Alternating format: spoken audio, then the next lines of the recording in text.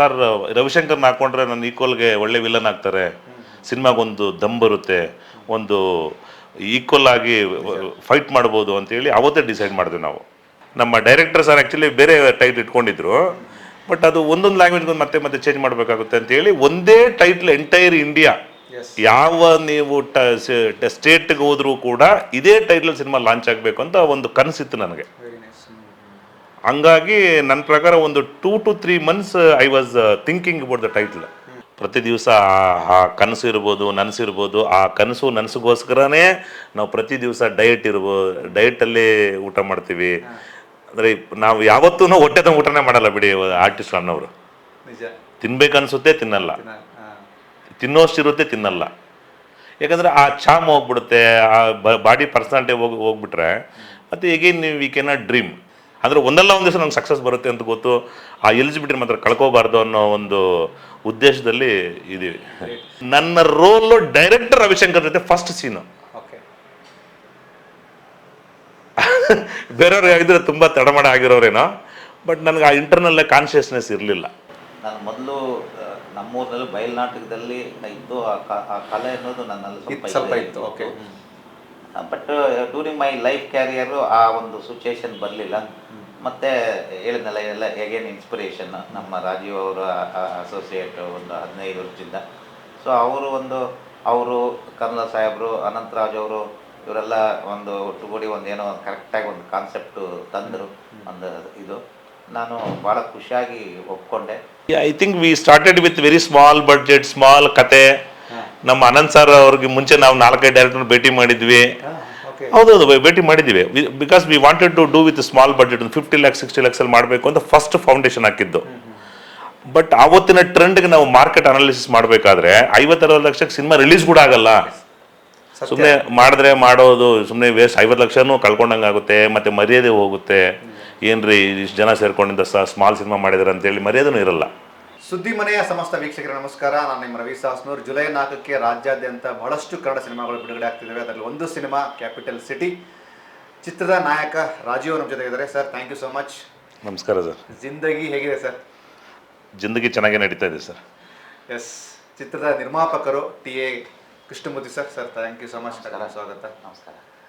ಅವರೊಂದು ಮಾತಂದ್ರೆ ಮುಂಚೆ ಅಂದರೆ ಇಂಟ್ರ್ಯೂಗಿಂತ ಮುಂಚೆ ಮಾತಾಡ್ತಿದ್ರು, ಸಿನಿಮಾಗಳು ಚೆನ್ನಾಗಾಗಬೇಕು, ಅಂದುಕೊಂಡಂಗೆ ಸಿನಿಮಾ ಬರಬೇಕು ಸ್ಕ್ರೀನ್ ಮೇಲೆ ಅಂತ. ಅದಕ್ಕೆ ನಾನು ನೆಕ್ಸ್ಟ್ ಬರ್ತೀನಿ. ಒಂದು ಸಿನಿಮಾ ಮಾಡಿದ ನಂತರ ನಿಮ್ಗೆ ಅನಿಸಿರುತ್ತೆ ಗುರು ಸಿನಿಮಾಗಳನ್ನ ಮಾಡಬೇಕಾಗಿತ್ತು ಅಂತ, ಬಟ್ ಕಾರಣಗಳು ಬೇಡ, ಈ ಕತೆ ನಿಮಗೆ ಹೇಗೆ ಕನ್ವಿನ್ಸ್ ಆಯಿತು ಅಂತ? ಕನ್ವಿನ್ಸ್ ಆಗಿದೆ ಹೇಗೆ?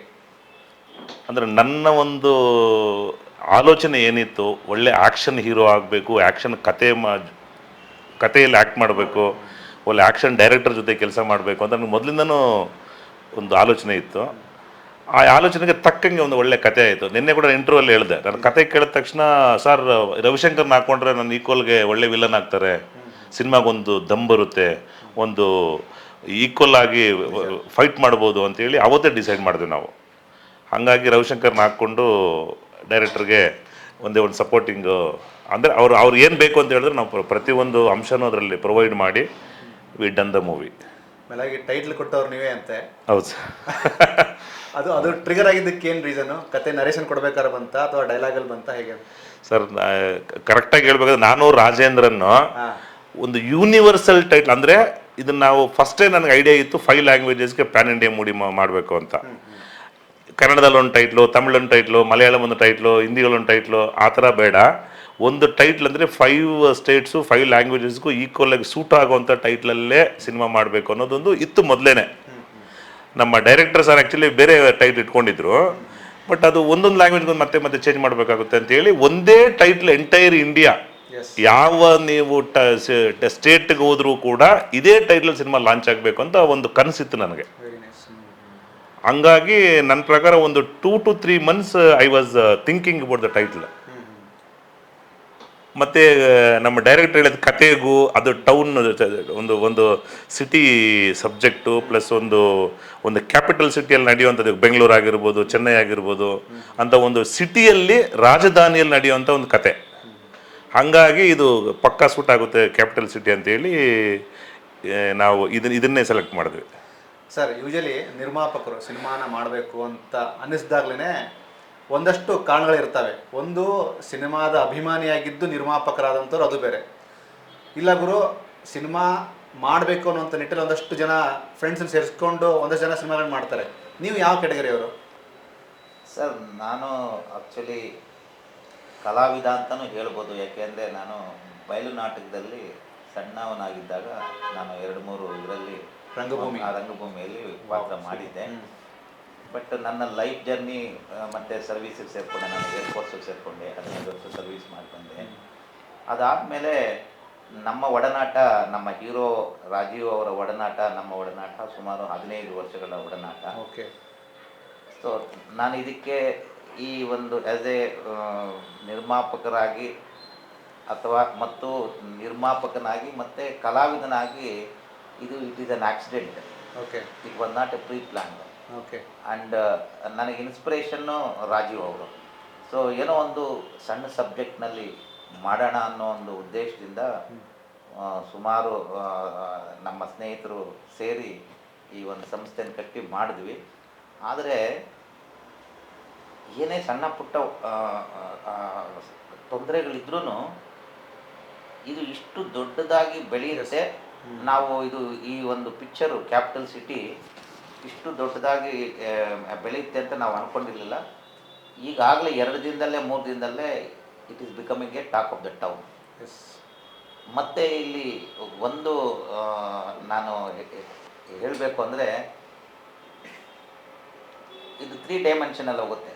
ಒಂದು ಕಮರ್ಷಿಯಲ್ ಆಗಿ ಹೋಗುತ್ತೆ, ಇನ್ನೊಂದು ಎಂಟರ್ಟೈನ್ಮೆಂಟೂ ಇದೆ. So entry into the system it is only an accident, not it is a pre plan. ಅಲ್ಲ, ಇನ್ನೊಂದು ನನಗೆ ಈ ಮಿಲಿಟ್ರಿ ಅವರು ಅಂದ ತಕ್ಷಣ ನನಗೆ ನೀವು ಸಡನ್ ಅನಿಸ್ಲಿಲ್ಲ. ರಾಜೇಂದ್ರ ಸರ್ ಅನಿಸಿದ್ರು, ನೀವು ನನಗೆ ಪ್ರಾಪರಾಗಿ ಇಲ್ಲ ಗುರು ಏನೋ ಬಿಸ್ನೆಸ್ ರಿಲೇಟೆಡ್ ಏನೋ ಇರ್ತಾರೆ ಅಂದ್ಕೊಂಡೆ. ಬಿಸ್ನೆಸ್ ಸರ್ ಹಾಂ ಬಿಸ್ನೆಸ್ಸು ಮಾಡ್ತೀನಿ, but I am an ex service. Very nice. Sir usually ಹೀರೋಗಳಿಗೆ ವಯಸ್ಸಾಗಲ್ವಾ ಅಂತ ಯಾಕೆ ಗೊತ್ತಾ, ನಾನು ಅಣ್ಣ ಅವ್ರನ್ನ ನೋಡಲಿಲ್ಲ ಸರ್, ಬಟ್ ಅಣ್ಣ ಅವರು ಫಸ್ಟ್ ಸಿನಿಮಾದಿಂದ ಕೊನೆ ಸಿನಿಮಾ ತನಕ ಆ ಮುಖದ ಮೇಲಿನ ಚಾರ್ಮು ಕಮ್ಮಿ ಆಗಲಿಲ್ಲ, ವಿಷ್ಣು ಸರಿಗೂ ಆಗಲಿಲ್ಲ. ಅಲ್ಲಲ್ಲಿ ಸ್ವಲ್ಪ ಅಂಶನ ಅನಿಸಿತ್ತು, ಬಿಕಾಸ್ ಸಿನಿಮಾಗಳನ್ನು ಮಧ್ಯೆ ಗ್ಯಾಪ್ ಮಾಡ್ಕೊಂಡಿದ್ರು. ಶಿವಣ್ಣಗಂತೂ ಅನ್ಸೋದಿಲ್ಲ. ನಿಮ್ಮ ಡೈರೆಕ್ಟರ್ ಶಿವಣ್ಣನ big fan, big successful cinema ಕೊಟ್ಟಂತ ಡೈರೆಕ್ಟ್ರು. ನಿಮಗೂ ಏಜ್ ಅನ್ಸೋದಿಲ್ಲ ಸರ್, ಅಂದರೆ ಜಿಂದಗಿ ಬಂದು ಸುಮಾರು ವರ್ಷ ಆಯ್ತು, ಬಟ್ ಆ ಮುಖದ ಮೇಲಿನ ಚಾರ್ಮ್ ಕಮ್ಮಿ ಆಗಿಲ್ಲ. ಏನು ರೀಸನ್ ಅಂತ? ಅಂದರೆ ಸಿನಿಮಾದಲ್ಲೇ ನಾವು ಏನೋ ಒಂದು ದೊಡ್ಡ ಸಾಧನೆ ಮಾಡಬೇಕು ಅಂದ್ಕೊಂಡು ಪ್ರತಿ ದಿವಸ ಆ ಕನಸು ಇರ್ಬೋದು, ನನಸಿರ್ಬೋದು, ಆ ಕನಸು ನನಸಿಗೋಸ್ಕರನೇ ನಾವು ಪ್ರತಿ ದಿವಸ ಡಯಟಲ್ಲೇ ಊಟ ಮಾಡ್ತೀವಿ. ಅಂದರೆ ನಾವು ಯಾವತ್ತೂ ಹೊಟ್ಟೆ ತುಂಬ ಊಟನೇ ಮಾಡಲ್ಲ ಬಿಡಿ ಆರ್ಟಿಸ್ಟ್ ಅನ್ನೋರು. ನಿಜ. ತಿನ್ಬೇಕನ್ಸುತ್ತೆ, ತಿನ್ನಲ್ಲ. ತಿನ್ನೋಷ್ಟಿರುತ್ತೆ, ತಿನ್ನಲ್ಲ. ಯಾಕಂದರೆ ಆ ಚಾಮ್ ಹೋಗ್ಬಿಡುತ್ತೆ, ಆ ಬಾಡಿ ಪರ್ಸನಾಲಿಟಿ ಹೋಗ್ಬಿಟ್ರೆ ಮತ್ತು ಈಗೇನು ನೀವು ವಿ ಕೆನಾಟ್ ಡ್ರೀಮ್. ಆ ಹೀರೋ ಅಂದರೆ ಹೀರೋ ಹಂಗೆ ಇರಬೇಕು. ಏನೇ ಇರ್ಬೋದು, ಸಕ್ಸಸ್ಸು ಫೇಲ್ಯೂರು ಸೆಕೆಂಡ್ರಿ. ಒಂದೇ ದಿವಸದಲ್ಲಿ ಯಾರಿಗೂ ಸಕ್ಸಸ್ ಬರಲ್ಲ, ಒಂದೇ ಸರಿ ಫೇಲ್ಯೂರು ಬರಲ್ಲ. ಬಟ್ ಆ ಡೆಡಿಕೇಶನ್ ಇದ್ರೇ ಒಂದಲ್ಲ ಒಂದು ದಿವಸ ನಾವು ಅದಕ್ಕೆ ಎಲಿಜಿಬಿಲಿಟಿ ಬರ್ತೀವಿ. ಹಂಗಾಗಿ ಆ ಒಂದು ಕನಸಿಟ್ಕೊಂಡು ನಾವು ಪ್ರತಿ ದಿವಸ ಒಂದು ಹೀರೋ ಅಂದರೆ ಹೆಂಗಿರಬೇಕು ಅದೇ ರೀತಿಯಲ್ಲಿ ಇದ್ದೀನಿ ನಾನು. ಅಂದರೆ ಒಂದಲ್ಲ ಒಂದು ದಿವಸ ನಂಗೆ ಸಕ್ಸಸ್ ಬರುತ್ತೆ ಅಂತ ಗೊತ್ತು. ಆ ಎಲಿಜಿಬಿಲಿಟಿ ಮಾತ್ರ ಕಳ್ಕೋಬಾರ್ದು ಅನ್ನೋ ಒಂದು ಉದ್ದೇಶದಲ್ಲಿ ಇದ್ದೀವಿ. ತುಂಬ ಜನ ಅಂದರೆ ಈ ಎಪಿಸೋಡ್ ನೋಡುವಂಥ ತುಂಬ ಜನ ನಾಯಕ ನಟರಿಗೆ, ಅಂದರೆ 1-2 ಸಿನಿಮಾ ಮಾಡಿ ಸ್ವಲ್ಪ ಸೈಲೆಂಟ್ ಆದಂಥವ್ರಿಗೆ ಅಥವಾ ಒಂದಷ್ಟು ಉತ್ಸಾಹ ಕಳ್ಕೊಂಡಂಥವ್ರಿಗೆ ನಿಮ್ಮ ಮಾತು ಒಂದು ಇನ್ಸ್ಪೈರ್ ಆಗಿ ತೊಗೊಳ್ಳಿ ಅಂತ ನಾನು ಬಯಸ್ತೀನಿ. ಖಂಡಿತ ಸರ್. ಅಂದರೆ ನಿಲ್ಲಬಾರ್ದು, ಅಂದರೆ ಜರ್ನಿ ನಡೀತಾ ಇರಬೇಕು ಸರ್. ಪ್ರಪಂಚದಲ್ಲಿ ಅವ್ರಿಗೆ ಯಾರು ಏನು ಸಾಧನೆ ಮಾಡಬೇಕಂದ್ರೂ ಆ ಸೆಲ್ಫ್ ಕಾನ್ಫಿಡೆನ್ಸು, ಸೆಲ್ಫ್ ಎಫರ್ಟು ಇದ್ರೇ ಮುಂದೆ ಹೋಗ್ಲಿಕ್ಕೆ ಸಾಧ್ಯ. ಇದರಲ್ಲೂ ನಾವು 100 ಕಷ್ಟಪಟ್ಟಿದ್ದೀವಿ. ಈ ಹಂತಕ್ಕೆ ಸುಮ್ಮನೆ ಬಂದಿಲ್ಲ ಸಿನಿಮಾ. ಭಯಂಕರವಾದ ಸಮಸ್ಯೆಗಳು ಫೇಸ್ ಮಾಡಿದ್ದೀವಿ. ಬಟ್ ವಿ ರೀಚ್ ಅದು. ಅಂದರೆ ಒಂದು ಒಳ್ಳೆ ಉದ್ದೇಶ ಇಟ್ಕೊಂಡು ನೀವು ಹೋಗ್ತಾ ಇದ್ರೆ ಆ ಸಮಸ್ಯೆಗಳು ಬರೋ ದೊಡ್ಡದು ಅನಿಸಲ್ಲ ನಮಗೆ, ದೊಡ್ಡದು ಅನಿಸಲ್ಲ. ಸಮಸ್ಯೆಗಳೆಲ್ಲರೂ ಫೇಸ್ ಮಾಡಬೇಕು. ಆ ಫೇಸ್ ಮಾಡಿ ಮೇಲೆ ಬಂದ್ರೇ ಆ ಸಕ್ಸಸ್ಗೊಂದು ಅರ್ಥ. ಸುಮ್ಮನೆ ಬಂದ್ಬಿಟ್ಟು ನನಗೆ ರಾಜ್ಯ ಪಟ್ಟ ಬಂತು, ಹೀರೋ ಪಟ್ಟ ಬಂತು ಅಂದರೆ ಅದಕ್ಕೆ ಅಷ್ಟು ಬೆಲೆ ಇರಲ್ಲ. ಪ್ರತಿಯೊಂದು ಹಂತ ಸ್ಟೆಪ್ಪು ಫೇಸ್ ಮಾಡಿ ಬಂದರೆ ನಿಂತ್ಕೊಳ್ಳೋಕೆ ಸಾಧ್ಯ. ಆ ದೃಷ್ಟಿ ಇಟ್ಕೊಂಡೇ ಪ್ರತಿ ದಿವಸ ನಾನು ವರ್ಕ್ ಮಾಡ್ತೀನಿ. ಇಬ್ಬರು ಘಟಾನುಘಟಿಗಳೇ ಸರ್. ರವಿಶಂಕರ್ ಸರ್, ಈ ಕಡೆ ಸುಮನ್ ಅವರು, ಈ ಕಡೆ ಲೋಹಿತ್ ಆಶ್ವ ಅವರು. ಇಲ್ಲಿ ಸರಿಸಮನಾಗಿ ನನಗೆ ಅನಿಸಿದ್ದು ನಿಮ್ಮ ಹೈಟು ಪರ್ಫೆಕ್ಟ್ ಮ್ಯಾಚ್ ಆಗಿದೆ. ಹೈಟು ಮ್ಯಾಚ್ ಆಗಿದೆ, ನನ್ನ ವಾಯ್ಸು ಮ್ಯಾಚ್ ಆಗಿದೆ ಅವ್ರಿಗೆ. ಇಲ್ಲಾಂದ್ರೆ ಅವ್ರ ಮುಂದೆ ಬೇರೆ ಯಾರಿಗೂ ಆಗಿದ್ರು ಆ ವಾಯ್ಸ್ ಮ್ಯಾಚ್ ಆಗ್ತಾ ಇರಲಿಲ್ಲ. ನಿಜ. ಆಮೇಲೆ ಈ ದೊಡ್ಡ ನಟರ ಮುಂದೆ ನಿಂತು ಆ್ಯಕ್ಟ್ ಮಾಡುವಾಗ ಯೂಶಲಿ ಒಬ್ಬ ಕಲಾವಿದನೇ ಆಗುವಂಥದ್ದು ನಾನು ಮಾಡಬಲ್ಲೆನಾ ಅನ್ನೋದು ಒಂದನೇ ಪ್ರಶ್ನೆ. ಎರಡನೇದು ಮಾಡಿದರೆ ಹೇಗೆ ಮಾಡಬೇಕು ಅನ್ನೋವಂಥದ್ದು. ಈ ಎರಡು ಡೈಮೆನ್ಷನ್ ಹೇಗೆ ಫೈಟ್ ಮಾಡ್ತಾ ಇತ್ತು ನಿಮ್ಮಲ್ಲಿ? ಬಟ್ ನಂದೊಂದು ಕ್ಯಾಶುವಲ್ ಸ್ವಭಾವ ಏನಂದರೆ ಸರ್, ನಾನು ಮುಂದ್ಗಡೆ ಯಾರಿದ್ದಾರೆ ಅನ್ನೋದು ನನಗೇನು, ನಾನು ಜನರಲ್ ನನ್ನ ಜನಜೀವನದಲ್ಲಿ ಕೂಡ ದಿನ ಮಾಡೋ ಜೀವನದಲ್ಲಿ ಅದು ಯಾರೇ ಇರ್ಬೋದು, ನಾನೇನು ಅವರು ಇವರು ಅನ್ನೋ ಕಾನ್ಷಿಯಸ್ ಇಲ್ಲ ನನಗೆ. Because my heart is very pure. ನನ್ನೆಲ್ಲ ಕಲ್ಮಶ ಏನೋ ಸುಳ್ಳು ಹೇಳಬೇಕು ಅಂತಿದ್ರೆ ಇವರಿದ್ದಾರೆ ಅವರಿದ್ದಾರೆ ಆ ಒಂದು ಭಾವನೆ ಬರ್ತದೆ. ನನ್ನಲ್ಲಿ ಆ ಕಲ್ಮಶ ಇಲ್ಲ, ಆ ಭಾವನೆ ಇಲ್ಲ, ಸುಳ್ಳು ಹೇಳೋ ನೇಚರ್ ನನಗೆ ಇಲ್ಲವೇ ಇಲ್ಲ. ಹಂಗಾಗಿ ನನಗೆ ಅವ್ರು ರವಿಶಂಕರ್ ಜೊತೆ ಎದುರುಗಡೆ ಮಾಡೋದಕ್ಕೆ ನನಗೇನು ಅನಿಸಿಲ್ಲ. ಆ ಕಾನ್ಷಿಯಸ್ ಇಲ್ಲ ನನಗೆ. ಇವರೇನೋ ದೊಡ್ಡವರು, ಇವರೇನೋ ಹಿಂಗನ್ ಇವರು ಅವರು, ಆ ಕಾನ್ಷಿಯಸ್ನೆಸ್ಸೇ ಇಲ್ಲ ನನಗೆ. ನನ್ನ ಎವ್ರಿ ಡೇ ಲೈಫಲ್ಲಿ ಕೂಡ I seen so many people. ಹಂಗಾಗಿ ನನಗೆ ಏನು ಅನಿಸಿಲ್ಲ. ಅದು ನನ್ನ ಸ್ವಭಾವ, ನನ್ನದನ್ನೇ ನ್ಯಾಚುರಲ್ ಪ್ರೋಸೆಸ್ ಇರ್ಬೋದು. ಹಂಗಾಗಿ ನನಗೆ ಯಾವತ್ತೂ ಆ ನರ್ವಸ್ನೆಸ್ ಆಗಲಿ. ಆ್ಯಕ್ಚುಲಿ ನನ್ನ ಫಸ್ಟ್ ಡೇ ಶೂಟಿಂಗ್ ಮಾಡಿದಾಗ ಒಂದು 50 ಜನ ಇದ್ರು ನಮ್ಮ ಪಾರ್ಟ್ನರ್ಸು, ಅವರು ಇವರೆಲ್ಲನೂ ದೇವರ್ ಥಿಂಕಿಂಗ್ ಇವರು ಫಸ್ಟ್ ಡೇ ಶೂಟಿಂಗ್ಗೆ ನಮಗೆ ಈ ಕ್ಯಾಪಿಟಲ್ ಸೆಟ್ ಇದು ಒಂದು 8-10 ದಿವಸ ಆದಮೇಲೆ ನನ್ನ ರೋಲ್ ಬಂತು. ನನ್ನ ರೋಲು ಡೈರೆಕ್ಟರ್ ರವಿಶಂಕರ್ ಜೊತೆ ಫಸ್ಟ್ ಸೀನು. ಬೇರೆಯವ್ರು ಆಗಿದ್ರೆ ತುಂಬ ತಡಮಾಡ ಆಗಿರೋರೇನೋ, ಬಟ್ ನನಗೆ ಆ ಇಂಟರ್ನಲ್ಲೇ ಕಾನ್ಷಿಯಸ್ನೆಸ್ ಇರಲಿಲ್ಲ. ಅವರು ಇವರು ಅಂತೇನಿಲ್ಲ. ನನ್ನ ರೋಲ್ ಏನು, ನನ್ನ ಕರ್ತವ್ಯ ಏನು ನಾನು ಮಾಡಿದ್ದೀನಿ ಸರ್. ಹಾಗಾಗಿ ಸಿನಿಮಾ ಮಾಡೋಕ್ಕಿಂತ ಮುಂಚೆ ಇದ್ದಂಥ ನಿಮ್ಮ ಕ್ಷೇತ್ರನೇ ಬೇರೆ. ಅಂದರೆ ದೇಶಭಕ್ತಿ, ಧ್ವಜ ಎಲ್ಲ ನೋಡೋದಂಥವ್ರು. ಹೇಗೆ ಕನೆಕ್ಟ್ ಆಯಿತು ಸಿನಿಮಾಗೂ ನಿಮ್ಮ ಈ ಇದಕ್ಕೂ? ಅದೇ ನಾನು ಮೊದಲು ನಮ್ಮೂರಿನಲ್ಲಿ ಬಯಲ್ನಾಟಕದಲ್ಲಿ ಇದ್ದು ಆ ಕಲೆ ಅನ್ನೋದು ನನ್ನಲ್ಲಿ ಸ್ವಲ್ಪ ಇತ್ತು. Okay. But during my life carrier ಆ ಒಂದು ಸಿಚುಯೇಷನ್ ಬರಲಿಲ್ಲ. ಮತ್ತು ಹೇಳಿದ್ನಲ್ಲ ಎಲ್ಲ ಹೇಗೇನು ಇನ್ಸ್ಪಿರೇಷನ್ ನಮ್ಮ ರಾಜೀವ್ ಅವರ ಅಸೋಸಿಯೇಟ್ ಒಂದು 15 ವರ್ಷದಿಂದ. ಸೊ ಅವರು ಕನ್ನಡ ಸಾಹೇಬರು, ಅನಂತರಾಜ್ ಅವರು, ಇವರೆಲ್ಲ ಒಂದು ಒಟ್ಟುಗೂಡಿ ಒಂದೇನೋ ಕರೆಕ್ಟಾಗಿ ಒಂದು ಕಾನ್ಸೆಪ್ಟು ತಂದರು. ಇದು ನಾನು ಭಾಳ ಖುಷಿಯಾಗಿ ಒಪ್ಕೊಂಡೆ. ಸೊ ಅದು ಹೇಳಿದ್ನಲ್ಲ, ನಮ್ಮ ಉದ್ದೇಶ ಕರೆಕ್ಟ್ ಇದ್ದರೆ ಏನೇ ಸಣ್ಣ ಪುಟ್ಟ ಥ್ರೆಟ್ಸ್ ಬರುತ್ತೆ, ದಟ್ ಈಸ್ ಬಂದೇ ಬರುತ್ತೆ. ಅದನ್ನು ಸರ್ ಮಾಡಿಕೊಂಡು ಹೋದ್ವಿ. ಇದು ಈ ಒಂದು ದೊಡ್ಡ ಹಂತಕ್ಕೆ ಬರುತ್ತೆ ಅಂತ ನಾನು ನಿಜವಾಗ್ಲೂ ಊಹಿಸಿರಲಿಲ್ಲ. ನನಗೆ ಡೆಫಿನೆಟ್ಟಾಗಿ ಕಾನ್ಫಿಡೆಂಟ್ ಇದೆ, ನಮ್ಮ ಕನ್ನಡದ ವೀಕ್ಷಕರು ಇದನ್ನು ನೋಡಿ ನಮಗೆಲ್ಲ ಆಶೀರ್ವಾದ ಮಾಡ್ತಾರೆ ಅಂತ ನಾನು ಅಂದ್ಕೊಂಡಿದ್ದೆ. ಹಾಗಾಗಿ ರಾಮಾಚಾರ್ಯ ಅಲ್ಮೇಲೂ ಬಗ್ಗೆನೂ ಸಾಂಗಲ್ಲಿ ಮೆನ್ಷನ್ ಅಂದರೆ ಎಲ್ಲವನ್ನ ನಾವು ತುಂಬ ಸಂಭ್ರಮಿಸಬೇಕು. ಹೌದು.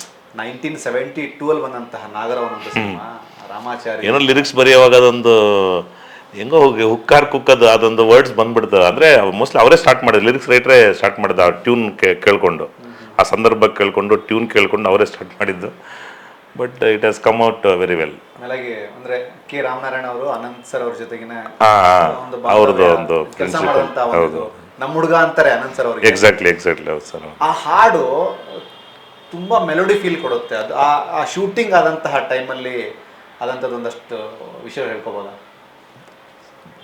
ಅಂದರೆ ಆ ಹಾಡು ಕೇಳಿದ ತಕ್ಷಣ ಫಸ್ಟು ನಮ್ಮ ಡೈರೆಕ್ಟರ್ ಸರ್ ಇದನ್ನ ಚಿತ್ರದುರ್ಗ ಇದ್ರ ಮೇಲೆ ಮಾಡಿಬಿಟ್ಟ ಮೇಲೆ ಆದ್ರೆ ತುಂಬ ಬಿಸಿಲು, ಮತ್ತು ಯಾಕೋ ಅದು ಆ ಟೈಮಲ್ಲಿ ಅದು ಪ್ಲೇಸು ಸೂಟ್ ಆಗಿಲ್ಲ ನಮಗೆ. ಅದ್ರ ಜೊತೆಗೆ ನನ್ನ ಒಬ್ಬರು ಫ್ರೆಂಡು KRS ಅಲ್ಲಿ ಒಂದು ಕಾಂಟ್ರಾಕ್ಟ್ರು, ತುಂಬ ವರ್ಷಗಳ ನಂತರ ಅದೊಂದು ಅವಕಾಶ ಸಿಕ್ತು ನಮಗೆ. ತುಂಬ ವರ್ಷದಿಂದ ಮಾಡೇ ಇರಲಿಲ್ಲ ಯಾರು ಶೂಟಿಂಗ್ ಆ ಪ್ಲೇಸಲ್ಲಿ. ಬಟ್ ಒಂದು ರೀಕಲೆಕ್ಟ್, ಓಲ್ಡ್ ಈಸ್ ಗೋಲ್ಡ್ ಅಂತೀವಲ್ಲ, ಆ ಥರ ಒಂದು ಓಲ್ಡ್ ಮೆಮೊರೀಸ್ನ ವಿ ಆರ್ ರೀಕಲೆಕ್ಟೆಡ್. ಕೇಳಿದ ತಕ್ಷಣ ನಮಗೆ ಯಾವುದೋ ತೊಂದರೆಗಳಿಲ್ದಿರೋ ಒಳ್ಳೆ ಪರ್ಮಿಷನ್ ಸಿಕ್ತು. ಒಳ್ಳೆ ರೀತಿಯಲ್ಲಿ ಶೂಟ್ ಮಾಡಿದ್ವಿ. ಎಲ್ಲ entire KRS we are again reshowing to the public. ಎಷ್ಟೋ ಜನ ಹೋಗಿ ನೋಡಿದಾರೋ ಇಲ್ವೋ ಎಷ್ಟೋ ವರ್ಷದಿಂದ. ಇಲ್ಲ, ನಮಗೆ ಅದು ಆಗೇ ಇಲ್ಲ. ಈ ಸಿನಿಮಾದಿಂದ ಒಂದು ಮೈಸೂರು KRS ಇನ್ನೊಂದ್ಸರಿ ನೋಡ್ದಂಗೆ ಆಗುತ್ತೆ ಎಲ್ಲರಿಗೂ. ಆ ಓಲ್ಡ್ ಮೆಮೊರೀಸ್ ಮತ್ತೆ ರೀಕಲೆಕ್ಟ್ ಮಾಡ್ಕೊಳ್ತಾರೆ.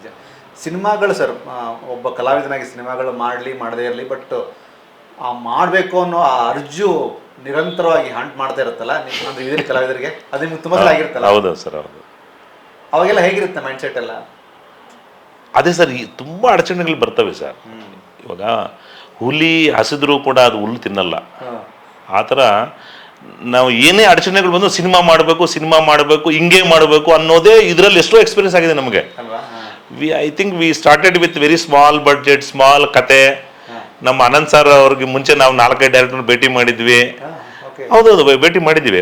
Because we wanted to do with small budget, 50 lakhs 60 lakhs ಅಲ್ಲಿ ಮಾಡಬೇಕು ಅಂತ ಫಸ್ಟ್ ಫೌಂಡೇಶನ್ ಹಾಕಿದ್ದು.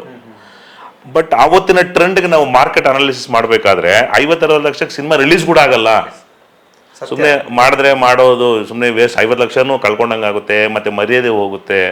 ಏನ್ರಿ ಇಷ್ಟು ಜನ ಸೇರ್ಕೊಂಡಿದ್ದ ಸ್ಮಾಲ್ ಸಿನಿಮಾ ಮಾಡಿದಾರೆ ಅಂತೇಳಿ ಮರ್ಯಾದೆನೂ ಇರಲ್ಲ.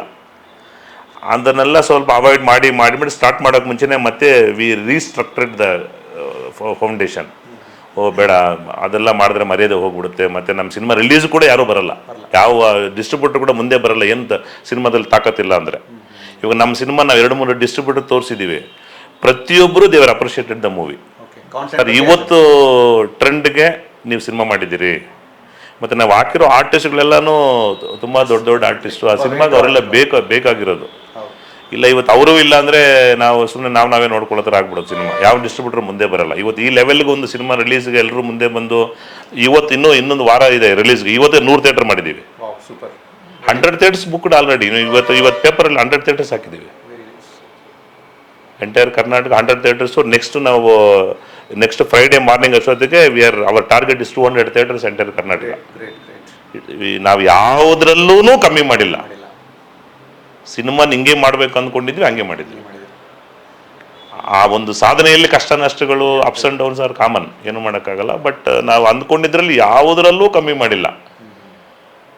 ಸಿನಿಮಾಗೆ ಒಂದು ಕಮರ್ಷಿಯಲ್ ಮೂವಿಗೆ ಏನೇನು ಬೇಕೋ ಎಲ್ಲ ಅಂಶಗಳನ್ನು ಡೈರೆಕ್ಟ್ರು ಕೊಟ್ಟಿದ್ದಾರೆ. ಪ್ಲಸ್ ನಾವು ಪ್ರೊಡಕ್ಷನ್ ಕಡೆಯಿಂದ ಅಷ್ಟೇ ಹೆಲ್ಪ್ ಮಾಡಿದ್ದೀವಿ ಪ್ರೊಡಕ್ಷನ್ಗೆ. We did it in a very well.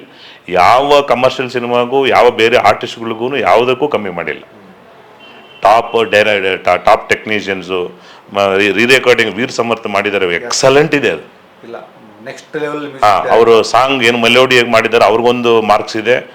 ನಮ್ಮ ರೀರೆಕಾರ್ಡಿಂಗ್ ಮಾಡಿರೋ ವೀರ್ ಸಮರ್ಥಕ್ಕೆ ಎಕ್ಸಲೆಂಟ್ ರೆಕಾರ್ಡ್ ಇದೆ. ನೋಡಿದವರಲ್ಲೂ ಯಾರೂ ಆ ರೀರೆಕಾರ್ಡಿಂಗ್ ಬಗ್ಗೆ ಸರಿ ಇಲ್ಲ ಅಂತ ಹೇಳಿದವರೇ ಇಲ್ಲ.